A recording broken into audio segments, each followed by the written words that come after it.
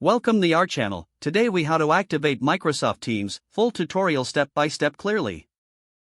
To activate Microsoft Teams, start by ensuring you have an active Microsoft account. Navigate to the Microsoft Teams website in your preferred web browser. Click on the Sign In button located at the top right corner of the page. Enter your Microsoft account email address.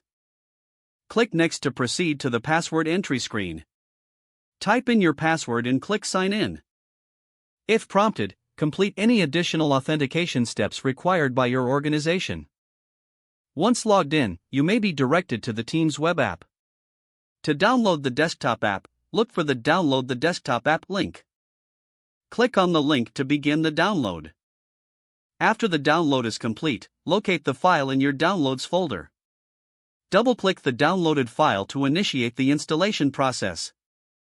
Follow the on-screen instructions to complete the installation. After installation, launch the Microsoft Teams application. Sign in again using your Microsoft account credentials. If your organization uses Teams, you may automatically join your Teams workspace. If not, you can create a new team by clicking on the Join or Create a Team button. Follow the prompts to set up your new team. Be sure to customize your team settings, including privacy and permissions. Start inviting team members to collaborate by sending them invitations via email. Explore the features of Microsoft Teams to enhance teamwork and productivity. You are now ready to use Microsoft Teams effectively for communication and collaboration. If the page does not load, refresh the browser or try again in a private or incognito window. Make sure you are using the correct email address, then retype it carefully to avoid small typos. If your password is not accepted, use the reset option and create a new strong password you can remember.